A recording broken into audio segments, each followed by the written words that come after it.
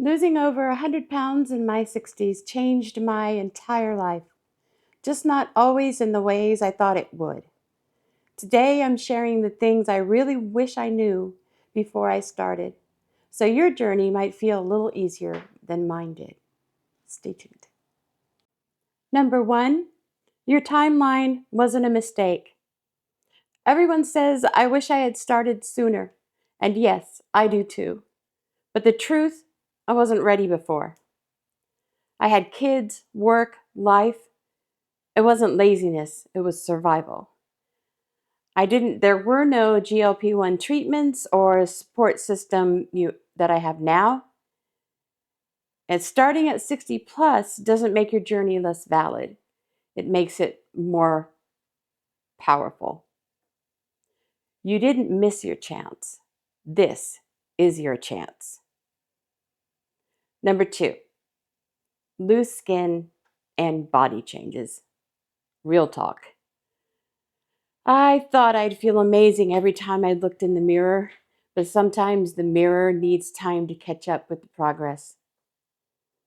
My arms, my belly, my legs don't look like Instagram after photos. My sitting posture changed. I'm noticing that I'm leaning forward more than I did in the past. My clothes fit differently than I imagined, sometimes great, sometimes confusing. I'm still wearing a size 20 on the bottom half, which is fine, but I thought I would be in a smaller size by now, but I still have a ways to go. So, uh, let's see. But I move easier, and that's what matters most. Loose skin is a reminder of the weight we lost, not the worth we have. Number three, the emotional journey is harder than the food. Very true. The mindset shift, that's the real work. Mourning old coping habits that got us through hard years. We talked about that before. We used to use food to cope, and now we're having to find other ways to cope. Learning not to hide from photos anymore.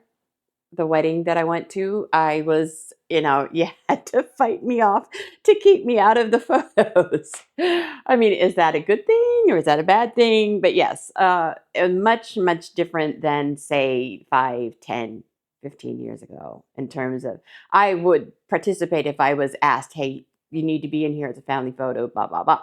Now I was like, oh, are we taking a picture?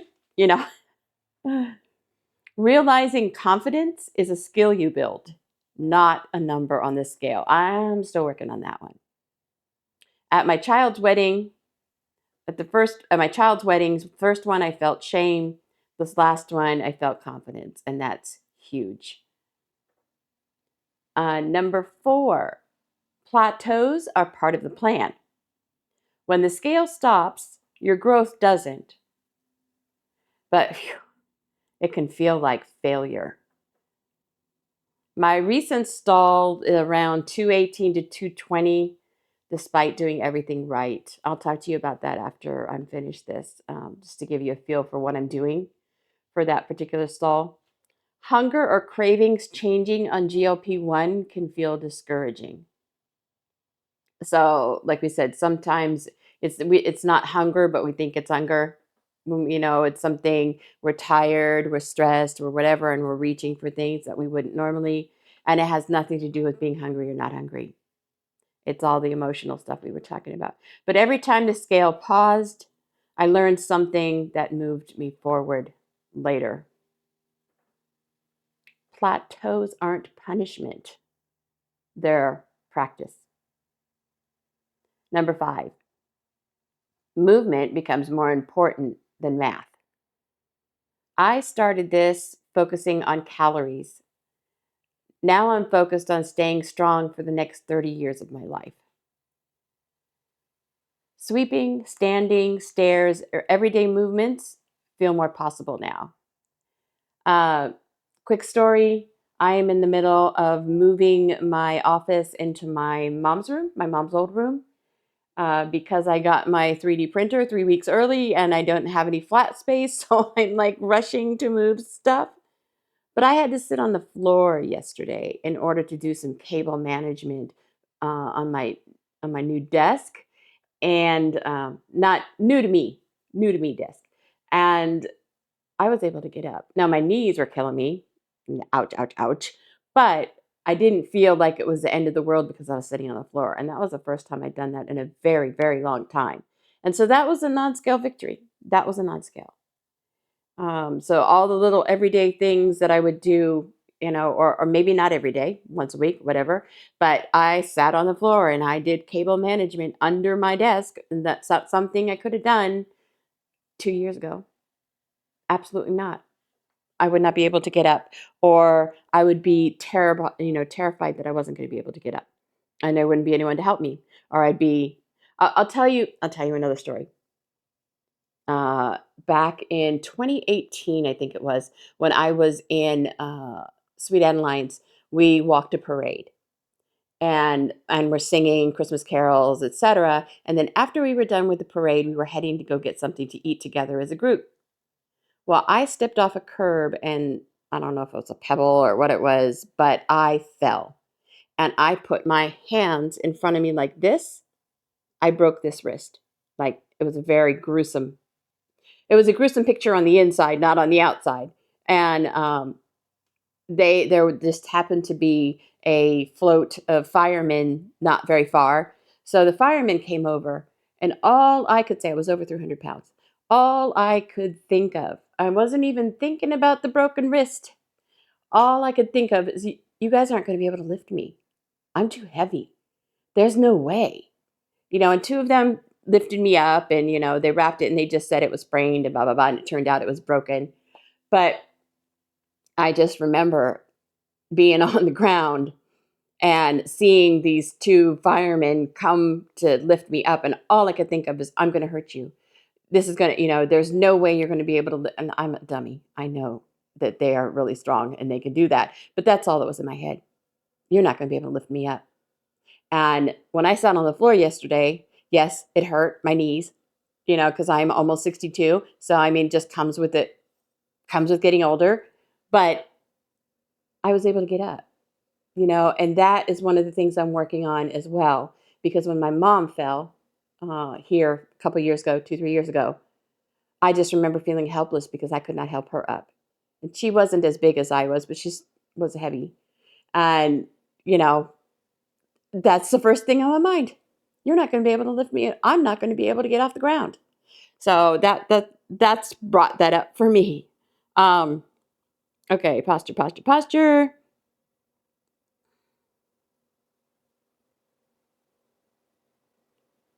Oh, okay. I'm improving my posture awareness, especially while sitting. It says movement becomes more important than math. You want to move more and not just to burn calories, but to stay independent, travel, live big. Now, I have to say, just an addition here, I have been walking and doing my yard laps every day except for the days that I was in Vegas for 4 or 5 days. I didn't do laps or walk very much. But when I got home, first thing I did was start doing that again, and I've been doing it every single morning. So I'm hoping I will improve that. I'm also going to move my rebounder. I had talked about I have a rebounder that's been banned to the garage. So I think I'm going to bring that in because I did a lot of research on rebounding for people over 60. And I may add that along with my yard laps. I'm just afraid I'm going to get sick because you're bouncing up and down, but we'll see. I will try that. There's ways to do it. They say to do like a health bounce for 5 minutes a day. So I'll do my yard laps and maybe my health bounce for 5 minutes a day and add that as something. And at some point, I'm going to be doing much more than much more than I'm doing now. But like I said, I had to get past that. I had to train my brain to not be afraid of exercise, and that's what I've been working on. Okay. Um, um, um. You want to move more, not just to burn calories, but to stay independent, travel, and live big. At 60 plus, muscle is the real fountain of youth. Good point. Number 6, you deserve joy while you're changing. I used to think I had to earn happiness by losing the weight first. Nope. I mean, I am at 220, and there's quite a few people that started at the weight I'm at right now. Yes, I'm 100 pounds down, but I was 320. I'm 220. So I am still on the larger size, on the larger side, but I'm not waiting. I'm not waiting to enjoy going to see my youngest get married. I'm not waiting doing the things I really enjoy doing. I'm not letting what my size is now get in the way of what I want to do. Um, I bought clothes that fit and make me feel good. I'm showing up in family moments instead of sitting out of photos, which we talked about earlier. I'm started experimenting with hair, makeup, new styles. Not today. My hair's up in a bun because I have so much freaking hair. I have a lot of hair, and today it did not want to cooperate. So guess what? It's in a bun. All right. I'm building new hobbies and adventures like YouTube and a creative business. So my 3D printing business, my YouTube channels. I have two, this one and the tech one. So I did start doing videos for my other channel years ago, in 2020, but just off and on. And every time I went to go turn the camera on, all I could think about was my size. I still think those things. I mean, that's just part of being a woman, being a human being. But I am not as hesitant to turn on the camera and talk to it as I was when I was bigger. Um, I don't wait to celebrate at the finish line. I celebrate every step that's getting me there. Okay. If you're starting over, you're not behind. If you're slow, you're still moving. If it feels messy, that's how transformation happens. And if I can lose 100 pounds in my 60s, your story isn't over either. Okay. So that's my usual thing. I love putting my stuff into it, and I hope it doesn't make people feel like I'm cheating because I use ChatGPT, but it does know me and the things that I have done over the last couple years, and it does write these with my journey in mind, and my memory is starting to go, so I can't always get through an entire video without having to be reminded. So I apologize if it's just, you know, it's awkward with me reading from my phone, but it does help a lot. And it gives me the opportunity to share with you some things that I really felt were good points from ChatGPT. And okay, so this week, got on the scale this morning and I was 220.2. And that's fine. That's point two down. And but it wasn't much of a weight loss, and it's Thanksgiving weekend, and so I'm not stressed. One of the things I am doing, and I got this triggered by Cheryl's son, is I am not going to be as concerned about weight loss for the next month. I'm going to, let's see, um, I am cycling. So you guys know that I am very, I track, I'm strict. I keep an eye on all my macros. I keep an eye on my calories. I'm really strict with myself. Whatever other people want to do is their business, but I do, in fact, track. And I don't know if it's my water or my ice, but I do, in fact, track. So one of the things that I looked at this week, after I saw Cheryl's video, and I'll put her video in the description below, talking about being a little more flexible during the holidays, or being in maintenance during the holidays. So what I'm going to do is, because I have been in a calorie deficit for like a year and a half now, this is going to be shot number 91 that I'm taking. I'll take that in a little bit. I forgot to take it out of the fridge, but you guys know what it looks like. So yeah, so it'll be shot number 91. And um, I was looking at, I have been around the same between 218 and 220. And I was checking to see now why, because I'm doing the same thing. I'm drinking the water. I'm making sure I have enough protein and the macros, the fiber, the everything else. I'm doing everything the same, but there isn't really been a lot of movement. There's been a lot of non-scale victories, like the ones I told you last week, like the fact that I was able to sit on the floor and do cabling yesterday, moving stuff around, just being much more physical. So I am 10 times better than I was when I was 320. So I every single day I'm grateful that I had this GLP-1 to get me down to this weight. And I still have 40, 50 pounds to go. But our bodies do get to they adapt. And that's what I believe mine has done. So point being, I have went and did a lot of digging. I said, well, what can you do to kind of shake it out of the adaptation? And I asked ChatGPT. I checked with my dietitian. I did a bunch of research on Google. And so what I've determined for the next 4 weeks or so is that I am going to cycle, but I'm not going to do a full cycle. A lot of times people will do a full cycle where they'll do the same calories every day all week. I'm going to do kind of like a partial cycle.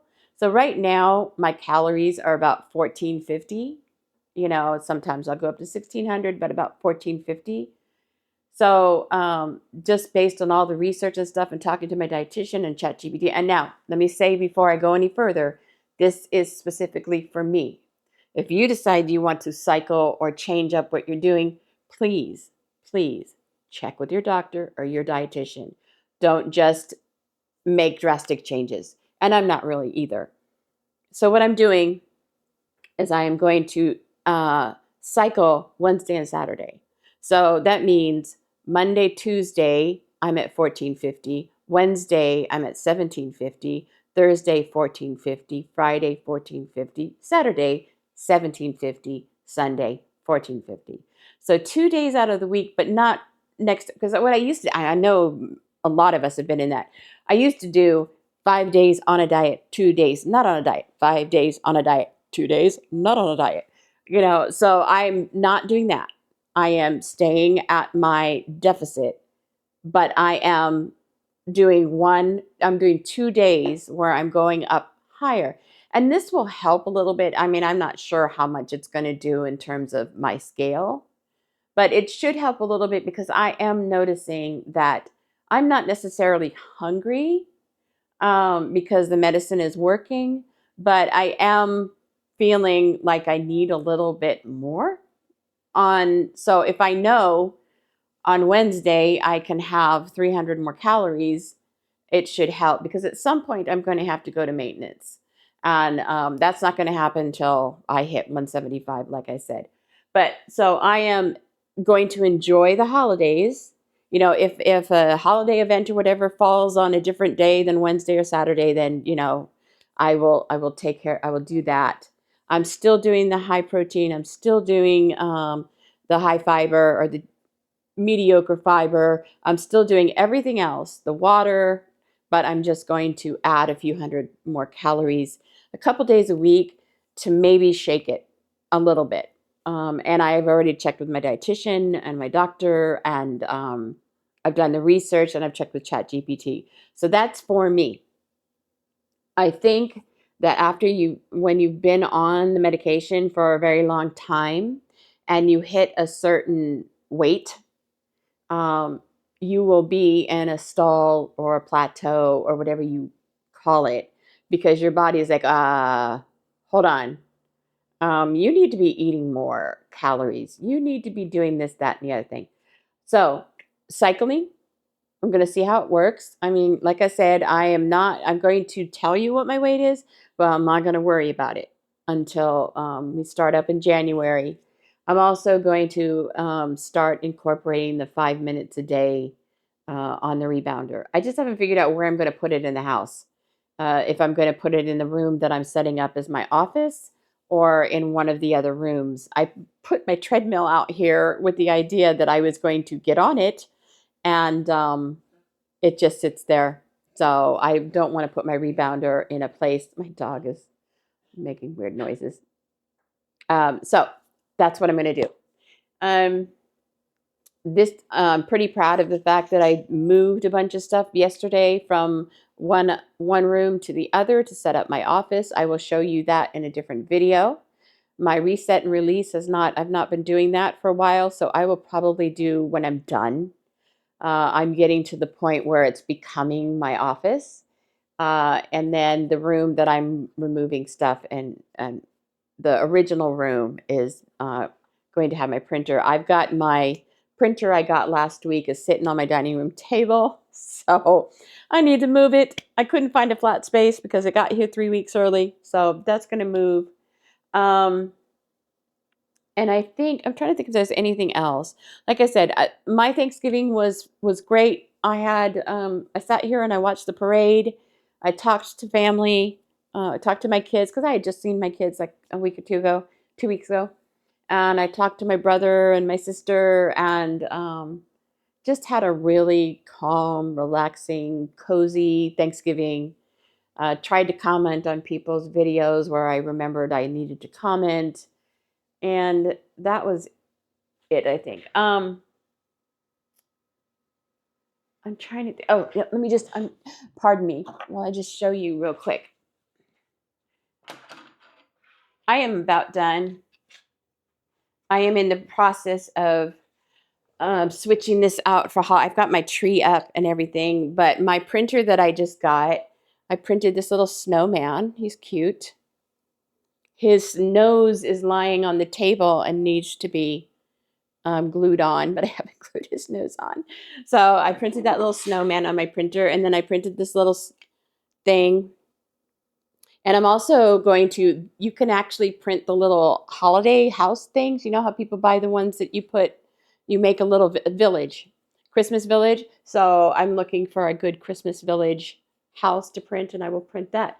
So that's what I've been doing this week. I mean, I only had to work 3 days this week. So this weekend, I'm getting everything set up. I have to move my work laptop and get it all set up in the new office. And I've just been really active this week. So, and I'm happy with where I'm at with my weight right now because I'm 100 pounds down.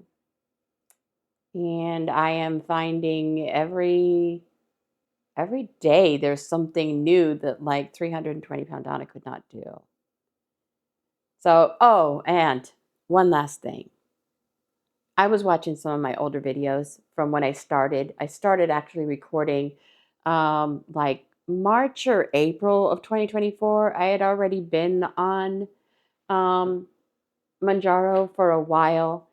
And I looked at a video from exactly a year ago. And I looked at what the weight was there. And then I looked at what my weight is now. And I went, I've only lost 27 pounds.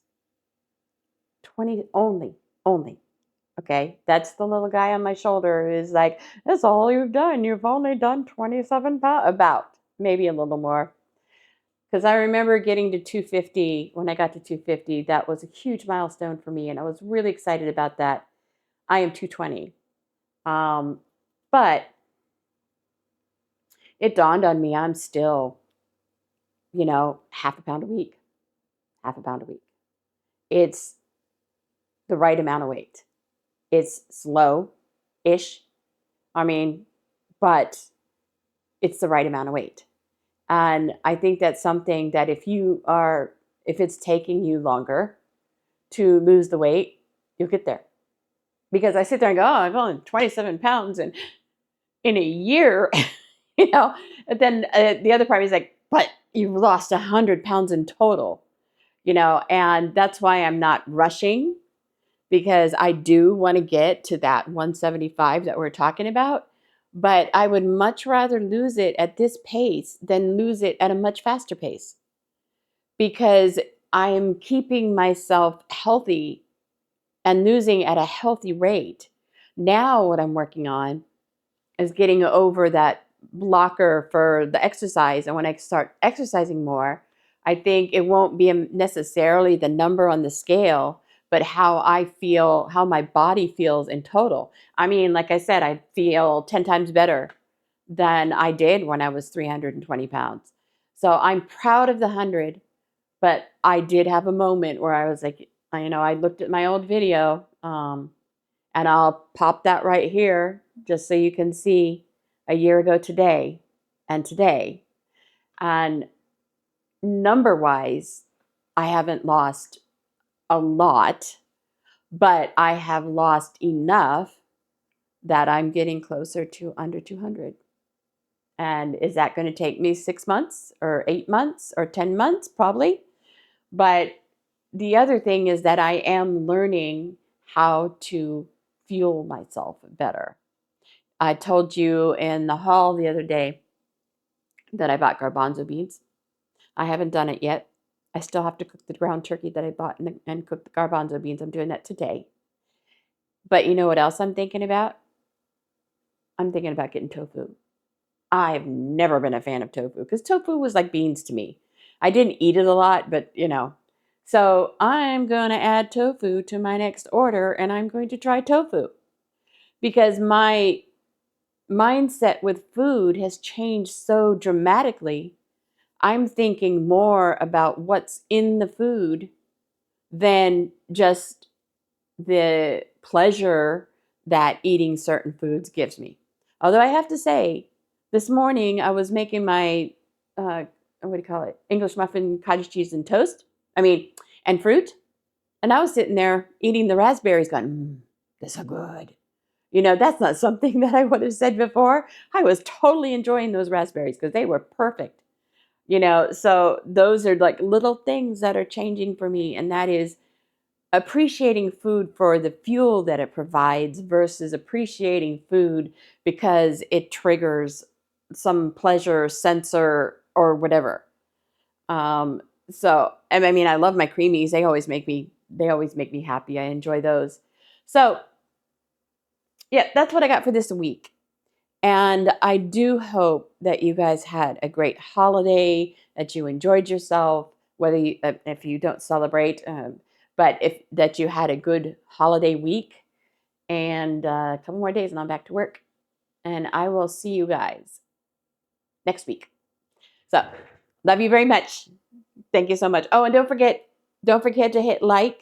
And then if you're new here, please subscribe. Thank you.